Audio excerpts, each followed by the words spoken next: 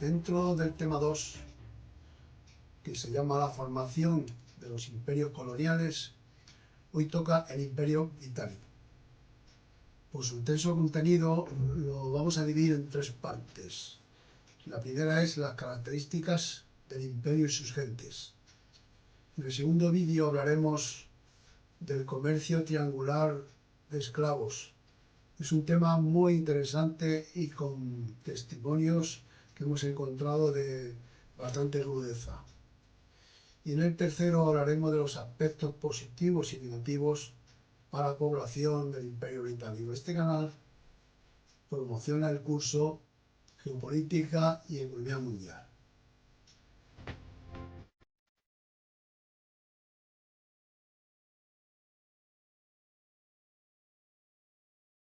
Hace más de 60 años, mi entrañable maestro, cuando nos enseñaba la situación geográfica de nuestro país, que es España, siempre decía: España limita al norte con el mar Cantábrico, los montes Pirineos que lo separan de Francia, y al sur España limita con una vergüenza que es Gibraltar, en poder de los ingleses desde el año 1713, ya hace más de 300, en que Felipe V era rey de España, el primer Borbón que provenía de Francia. Ya empezó bien esta dinastía regalando algo que no era suyo y cedió la propiedad del peñón de Gibraltar a la reina Ana I de Inglaterra, de Gran Bretaña, perdón, por el famoso Tratado de Utrecht, para conseguir una paz duradera. Es decir, que para conseguir una paz duradera dio una parte de España. Si nuestros gobernantes ahora se enterasen, pues regalarían Ceuta, Melilla y Córdoba al sultán para una paz duradera. En la década de 1780 hubo varios intentos de reconquistar el Peñón y todo fue infructuoso, aparte de unas pérdidas humanas de 6.000 soldados. ¿Qué es Gibraltar hoy? Pues Gibraltar es una colonia británica y un paraíso fiscal de contrabandistas y traficantes.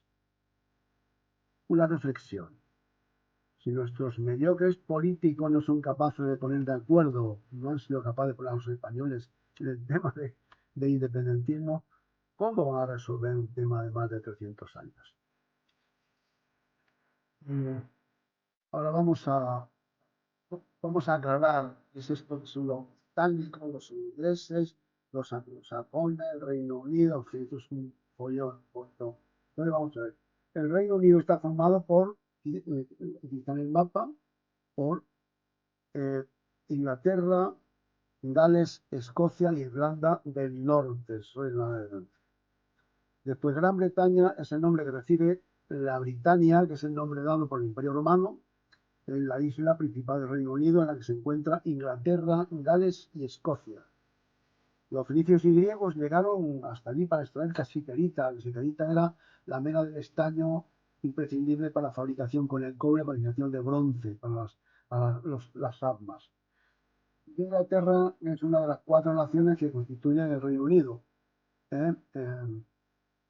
Vamos a ver. Ahora, los británicos, bueno, siempre jugaron a ser distintos al resto del mundo. Controlaron el 20% de las tierras y los mares bajo la bandera del Imperio Británico. Entonces, la población está formada genéticamente por los pueblos invasores: celtas, vikingos, germanos, bretones, fenicios, normandos, anglosajones. Y cuando los ingleses abandonaron las colonias de la India, pues aparecieron los hindúes y los pakistaníes. Investigadores del Sanger Institute de Wellcome y del Instituto Max Planck de Alemania estudiaron durante años los esqueletos de un enterramiento cercano a Cambridge, secuenciaron los ADN de estos individuos puramente pregermánicos y de estos primeros anglosajones. Al compararlos con los actuales, descubrieron que ser inglés tiene menos que ver con el prefijo anglosajón. El 38% de sus habitantes solamente son anglosajones puros.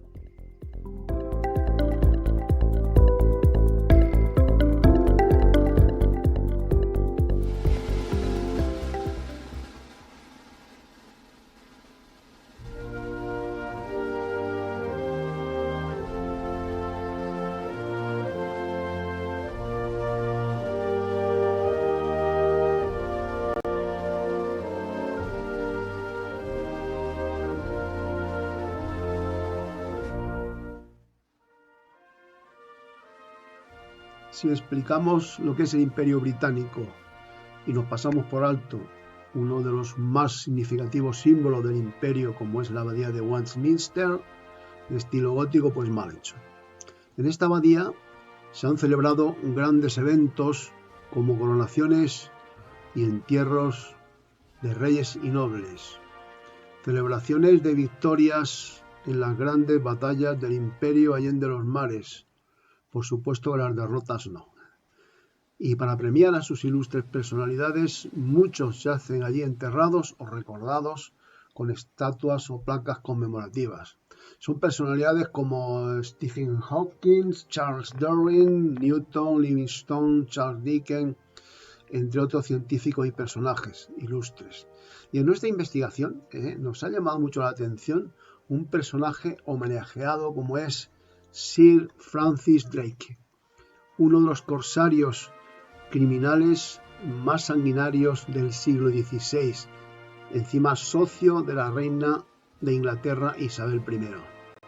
Este individuo, este criminal, saqueaba poblaciones indefensas, robando, matando a sus inocentes habitantes e incendiando sus viviendas.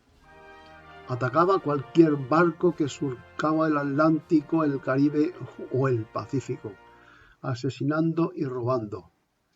Y lo más cruel, era tratante de esclavos, los más sanguinarios de los que se conocen, que en los siguientes capítulos lo reseñaremos. Y este socio de la reina Isabel I ha sido premiado por el imperio con una placa en la abadía de Westminster, porque lógicamente su cuerpo se lo tragó el agua, no sabemos si del Atlántico o el Pacífico. Vivir hay que ver para querer, dice, en una isla con una superficie que no supera el 25% del Estado español haya tenido en jaque a más de medio mundo. Los británicos quieren ser distintos. Tienen el volante a la derecha del coche, no se acogieron ni al derecho romano-germánico, que es el legado que Roma hizo a todos los pueblos que invadieron. Ellos tienen el derecho anglosajón o el derecho consuetudinario, derecho que emana de la costumbre de los pueblos, el famoso common law, o derecho normando o medieval a partir del siglo XI. Todavía utilizan otras medidas de medidas distintas, como es las millas, las yardas, las pulgadas. Salieron de la Iglesia Católica, porque no se llevaban bien con el Papa, porque no hacían ni puñetero caso Enrique VIII, y fundaron la Iglesia Anglicana, que es la iglesia oficial de Inglaterra, que surge con el acta de supremacía de 1534, que proclama al rey Enrique VIII jefe supremo de la Iglesia. Este fue un criminal que ejecutó a sus dos esposas, Ana Morena y a Catherine Howell, y a otros muchos colaboradores. También cuando Inglaterra perteneció a la Unión Europea, ellos estaban al margen, ellos seguían utilizando su moneda, la libra esterlina, y bueno, el famoso Brexit, pues cogieron, se salieron y hoy por ahí de tal forma como la forma que está la Unión Europea, no me ha extrañado nada que Inglaterra haya causado baja. Le recuerdo a los españoles, en el tema de la Unión Europea, que un delincuente reclamado por la justicia española, como es el señor Puigdemont, está protegido por la justicia belga, país miembro de la Unión Europea.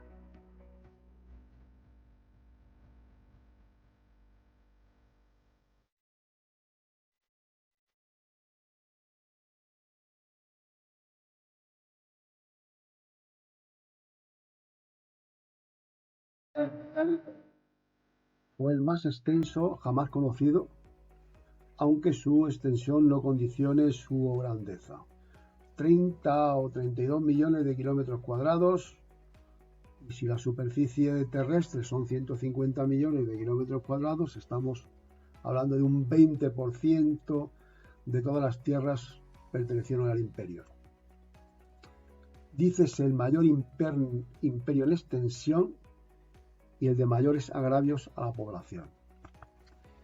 Sus comienzos fueron en el siglo XVIII, alcanzando su punto de madurez en la etapa victoriana, entre el 1837 y 1900 aproximadamente.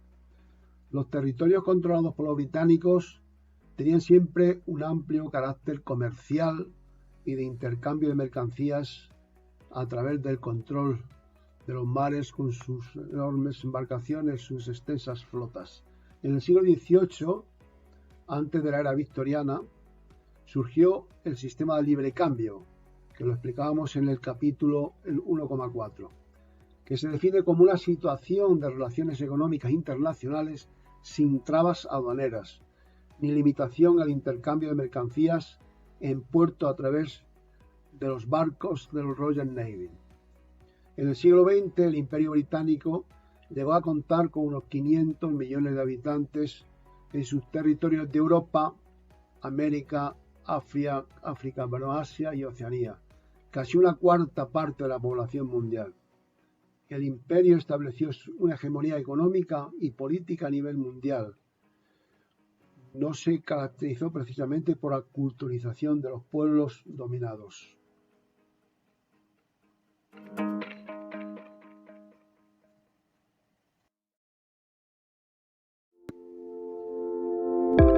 Aquí hemos rescatado un corto de una declaración sobre la concesión de la independencia a los países y pueblos coloniales en 1960 de la ONU, Organización de Naciones Unidas, en el cual aparecen que solamente quedan 17 territorios no autónomos. Es totalmente falso y después del vídeo se lo vamos a comentar. Cuando se fundaron las Naciones Unidas al final de la Segunda Guerra Mundial, había 72 territorios no autónomos y 11 territorios en fideicomiso que estaban bajo el control de autoridades administradoras. En 1994, Palau, el último territorio en fideicomiso que quedaba, obtuvo la independencia. Pero en 2020 sigue habiendo todavía 17 territorios no autónomos. Hoy en día, la mayoría de ellos son islas del Caribe y el Pacífico.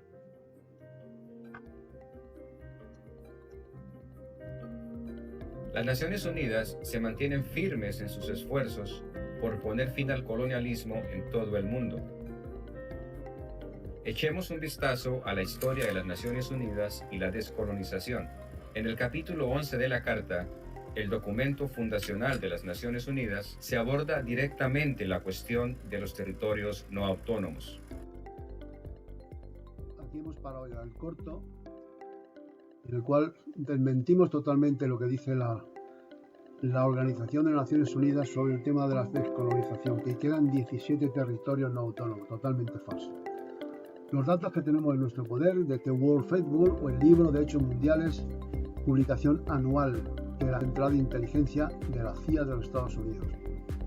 De los 60 territorios, 17 pertenecen al Reino Unido, 16 pertenecen a Francia, distribuidos entre el Océano Índico y el Pacífico.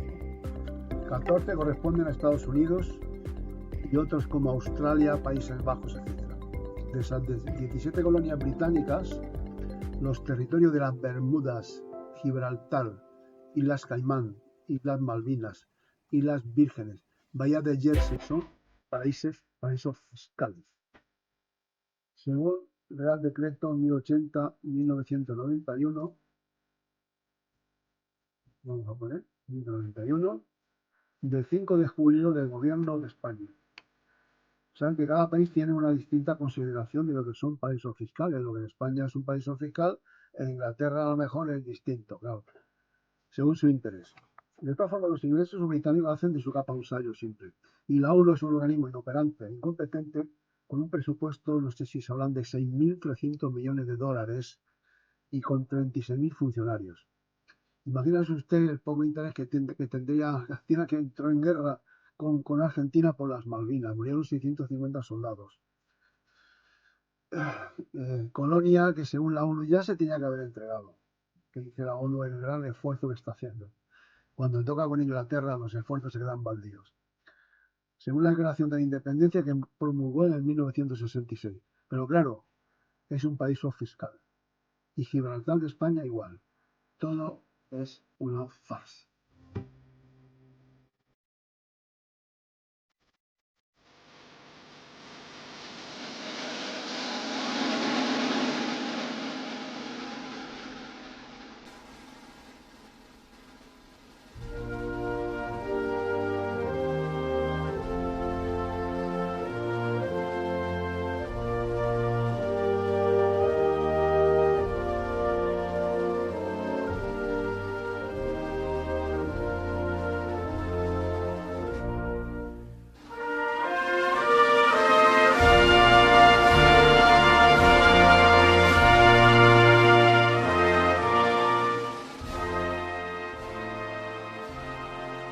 La Commonwealth, que es un organismo que agrupa a 53 países y regiones que formaron parte del antiguo Imperio Británico. Están unidos por lazos históricos, culturales o de genética anglosajona, como los países de, por ejemplo, de Canadá y Australia, que todavía reconocen a Isabel II, o en este caso ya Carlos III, como su rey, y su principal objetivo es la cooperación internacional en el ámbito político y económico. Quiere esto decir que los británicos siguen enganchados a la ubre de sus antiguas colonias. En estos 53 países aún se canta el Dios salve a la reina, en este caso Dios salve al rey.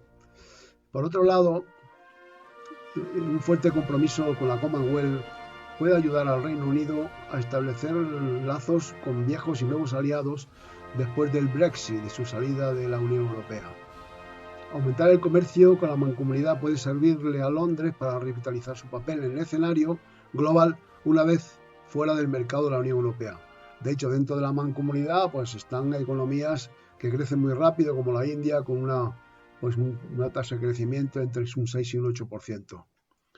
Como dato curioso, eso ya de nuestra cosecha, que casi todos sabemos el estilo de los británicos cuando abandonan a sus colonias, sobre todo africanas, dejarlas en la más absoluta pobreza e indigencia intelectual. Véase, por ejemplo, las colonias de África, Botswana, Camerún, Gabón, Gambia, Ghana, Kenia, Sierra Leona, Uganda, en fin. E incluso en algunos países de estos se han llegado a hacer actos de genocidio, como ocurrió con Kenia en la revolución Mau Mau, denunciada a la comunidad internacional. Murieron más de 300.000 keniatas contra solo 100 británicos. Bueno, saquen conclusiones. Hasta aquí hemos llegado. Les anunciamos que el próximo vídeo, que será dentro de una semana, tratará, dentro del ciclo del Imperio Británico, sobre el tráfico de mercancías y esclavos. Será apasionante y vamos a aportar datos de una gran realidad y tristeza. Un cordial saludo